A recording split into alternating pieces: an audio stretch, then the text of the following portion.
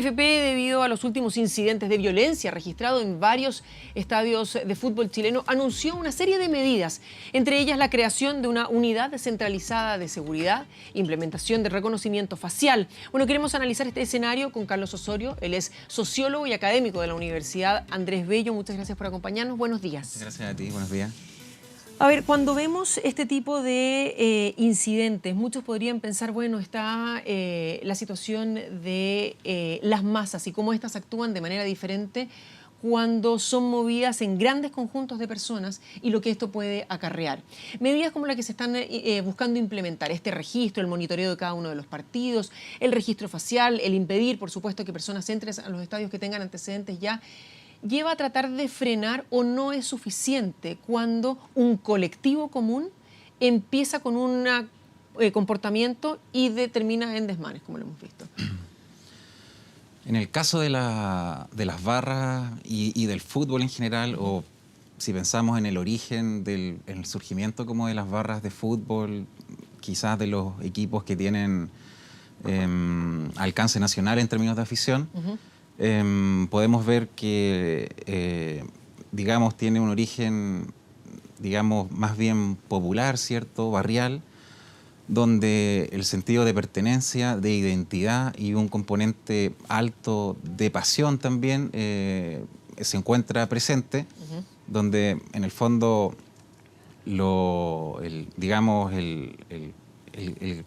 la grupalidad que se genera ahí se rige en torno a códigos que generan un sentido de pertenencia, una idea de un adentro y un afuera, y también la búsqueda, digamos, de manera simbólica de un triunfo. De un triunfo que tal vez buscan en su vida, digamos, real, pero que acá semana a semana lo pueden encontrar a través del triunfo deportivo. Y en ese sentido, las barras de fútbol, nacidas principalmente, ¿cierto?, en los 80, nacen, digamos, originalmente en un contexto de la dictadura, y su origen es más bien contestatario en relación a la autoridad expresada de manera más visual, ¿cierto?, en la fuerza pública. Y a medida que pasó el tiempo, ¿cierto?, hemos visto distintos episodios de violencia más explícita o algún otro tipo de manifestación, y en las circunstancias actuales donde de alguna u otra manera las barras de fútbol han tomado una visibilidad en el contexto de las movilizaciones sociales, a la luz de que quizás banderas históricas del siglo XX no están presentes en términos organizativos, como los partidos políticos o los sindicatos. Entonces, esa visibilización se ha hermanado con las demandas sociales. ¿Hay una relación directa entre los episodios de manifestaciones producto de la crisis social que existe en nuestro país hoy y lo que estamos evidenciando en estadios? Hay relación, sin duda, hay vínculos. ¿Se potencia? Porque podría decirse, sí, si hay gente que en el sector de Plaza Baquedano está haciendo ciertos disturbios o manifestaciones y han podido seguir adelante con ellos, nosotros en los estadios podemos hacer algo similar, se podría decir, o si no se ha frenado ahí, ¿por qué se va a frenar acá? ¿Se potencia en ese sentido? En términos como históricos, las barras, digamos, buscan generar o se han movido tratando de establecer una continuidad entre el barrio, la calle y el estadio. Y en ese sentido, en un contexto de alta movilización social, donde el componente local, territorial que tienen las barras de fútbol les ha generado algún grado de ventaja desde el punto de vista organizacional, pensando en territorios, pensando en sus desplazamientos, pensando en la ocupación del espacio público y en la reivindicación de un espacio público en tensión, es que encontramos afinidad entre el movimiento social o la suma de movimientos sociales y la presencia de barras de fútbol en este contexto. Ya, y cuando hablamos de las sanciones que ocurrían, que eran, por ejemplo, el no poder entrar al recinto deportivo en el cual había ocurrido el disturbio o en los alrededores de este. Es más, el subsecretario de Interior, Juan Francisco Gali, en una entrevista dice, claro, las medidas que se tomaban eran castigos asociados a estas infracciones deportivas, pero es que esto va más allá de las infracciones deportivas.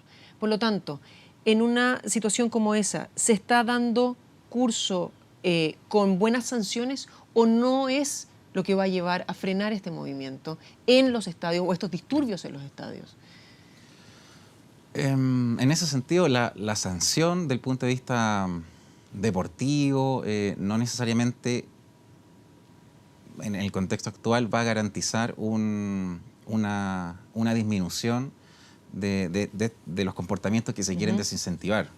Sí. O un reproche, digamos, no sé, en base a lo jurídico de estos comportamientos. Pienso, por ejemplo, en lo que ocurre a propósito de la violencia explícita que generan grupos organizados, ligados quizás a las barras, o a lo menos en situación de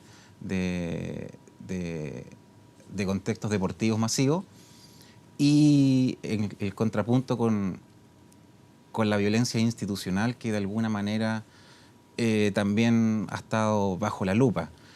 Y en ese sentido, digamos, la bandera como del abuso encuentra cobijo también en el contexto como de las barras, pensando en que por un lado tenemos una violencia explícita, ¿cierto?, de parte de estos grupos en algunos casos, y por otro lado tenemos una respuesta o reacción o una, digamos, respuesta institucional de fuerza pública ligado a esto en pos de generar orden, pero que en el contexto actual tiene afinidad con la noción de abuso. Ahora, cuando escuchamos, por ejemplo, al presidente de la NFP decir esta es una tremenda oportunidad para hablar de la violencia en los estadios, es que no se debería comenzar a hablar, y estoy siempre hablando desde el punto sociológico, desde el punto del comportamiento de las personas, de la sociedad, de la cultura del fútbol, que en nuestro país puede ser distinta a la de otros países. ¿No estamos tarde entonces hablando de violencia, a pesar que existe la ley de violencia contra de las personas que ejercen violencia en los estadios y los alrededores? Pero se está tomando esta oportunidad ahora, o se debería haber tomado hace ya mucho antes y deberían haber sido más puesta bajo la lupa? Recordemos que ir al estadio era una actividad de familia y eso debería seguir siendo, es un evento deportivo, no es un evento en el cual solamente van adultos o solamente no está relacionado con un tipo de persona o de franja dentro de lo que es la población, sino que es un evento que es para todas las personas, hombres, mujeres, niños, adultos, mayores, adultos jóvenes, etcétera. Claro, en ese sentido, digamos, en términos como discursivos, se podría plantear que, por un lado, las barras de fútbol colonizan este espacio y generan, digamos, sus propias prácticas culturales en este espacio, y eso, de alguna manera, aleja quizás a otros sectores. Eso sería una mirada ligada quizás más al orden, ¿cierto?, a la sanción. Y en contrapunto, otra mirada posible sería entender el fenómeno de la violencia en los estadios como un síntoma de otras violencias, y en ese sentido trabajarlo más multidimensionalmente. Quizás en paralelo a hablar de orden, también podríamos hablar de garantías para efectos de poder asistir a un espectáculo deportivo, cultural o musical o lo que fuese, donde hubiese algún grado de universalidad de derechos resguardados para efectos de poder asistir. Y en ese sentido, todos caben, también las barras de fútbol. Dentro de las medidas que se han tomado, la U, por ejemplo, tomó la decisión de cerrar su Galería Sur. Muchos de los hinchas consideran que esto es un castigo para ellos, para los hinchas, que no tienen necesariamente relación respecto de lo que ha ocurrido. Entonces dicen, claro, pagan justos por pecadores. Pero mientras más se cierre, mientras más se aísle, ¿es esa una forma de poder tratar de controlar o no se está yendo por el camino indicado? El tema como del control o o digamos estas medidas que funcionan reactivamente, ¿cierto?, en base a episodios puntuales, no necesariamente van a garantizar el efecto deseado y muchas veces pueden generar consecuencias no esperadas desde el punto de vista como de esta política que se intenta impulsar.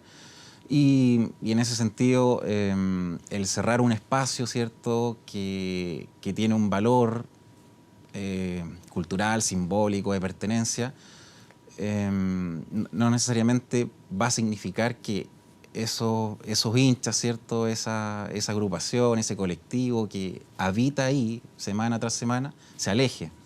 Y en consecuencia, al estar fuera de este espacio, ¿cierto?, de este rito, van a buscar maneras de hacerse presentes. Y esas maneras no necesariamente van a caber dentro de la canalización regular de conflictos que la sociedad espera. Cuando hablamos de sociedades, podemos tomar ejemplos del extranjero. Y quiero pensar, a pesar de que el escenario es distinto, pero si tomamos la raíz de la violencia en los estadios, pensar en ejemplos extranjeros, como por ejemplo en Inglaterra los hooligans. Dentro de las medidas que se toman para controlar la violencia en los estadios en Inglaterra, se toman lo que se está proponiendo por parte de la NFP ahora, que es este registro visual, el no dejar entrar a personas que ya tengan antecedentes o que tengan relación con consumo de alcohol o de drogas, incluso capacitar más a los guardias, que son guardias privados, recordemos. Se ha hablado también de, incluso el subsecretario dice, bueno, Carabineros va a tener que estar presente, pero sabemos que también el respeto que está teniendo hoy Carabineros es bastante bajo, con lo cual se puede traer o exportar, importar esas ideas que han funcionado afuera, porque sí se logró el control, a nuestra cultura, a nuestro país. ¿Es exactamente igual o no? ¿O estos comportamientos de masa van de acuerdo a lo que ocurre en cada una de las realidades? O sea, puede tener aspectos, ¿cierto?, transversales, pero evidentemente hay particularidades, ¿cierto?, del caso latinoamericano en general, sudamericano y chileno. Y en ese sentido, lo que se hizo en Inglaterra, ¿cierto?, si bien tuvo el efecto buscado, que era la erradicación de la violencia en los estadios, identificando, qué sé yo, personas específicas, que estuviesen durante el partido en algún lugar policial, en fin, una serie de medidas, que como lo que tú me señalas, eso en la práctica se tradujo en un desplazamiento de la violencia. Se erradica la violencia en el estadio, pero se desplaza a los alrededores, a los bares, en fin. Entonces, si bien se consigue el objetivo buscado, no necesariamente se descarta la violencia. Y pensando en el caso chileno, una medida así podría eventualmente tener efectos inmediatos en términos de la disminución de hechos de violencia, pero en lo inmediato o digamos en el mediano plazo no necesariamente va a significar un cambio a propósito de la relación entre el hincha o la barra y la autoridad. Y en ese sentido, ese cambio requiere de una mirada más diversa sobre el fenómeno de la violencia, su tratamiento y hacerse cargo también de que la violencia es un síntoma, una expresión, la violencia en los estadios es un síntoma de otro tipo de violencias que estamos vivenciando. Muchos temen o están muy alerta respecto de lo que va a ocurrir en marzo. Sabemos que febrero en general es un mes mucho más tranquilo en buena parte de las grandes ciudades, pero le temen mucho la llegada del tercer mes del año. Y con esto que una escalada de violencia vuelva a retomar la intensidad que estaba teniendo en los últimos meses del 2019. ¿Consideran que el comportamiento podría llevar a que eso sea así o no, en el plano de la sociología? Del punto de vista como más... de los comportamientos de estas revoluciones o de procesos de cambio que tal vez puede ser difícil encajonarlos en estándares, ¿no? Porque cada uno tiene sus características propias, pero sí respecto de lo que hemos vivido y de cómo se debería manifestar haciendo una proyección un poquitito de lo que viene en las próximas semanas. En el caso del mes de marzo, ¿cierto? sabemos que de alguna manera hay una serie de convocatorias ya visibilizadas, programadas, ¿cierto? Va a haber efectivamente un clima de efervescencia, de politización ante la inminencia del plebiscito de abril. Y en ese sentido también hemos podido apreciar, ¿cierto?, que dentro del contexto de las movilizaciones, un actor protagónico ha sido principalmente el mundo más juvenil, ¿cierto? El mundo secundario. Las barras de fútbol también son súper juveniles. Y en ese sentido, el descrédito a la autoridad en el espacio juvenil o en la cultura juvenil es mayor. Y hay una visión de que en el fondo el uso, digamos, de recursos de presión para efectos de demandas sociales que se espera que se traduzca en cambios de políticas, está más validado. Y en ese sentido, eventualmente podemos tener, ¿cierto?, un espacio de disputa y de tensión mucho más alto, naturalmente, que enero y febrero, y eventualmente podría ser comparable en algún sentido con el estallido propiamente tal. Muy bien, Carlos Osorio, sociólogo y académico de la Universidad Andrés Bello, muchísimas gracias por haber venido a conversar con nosotros.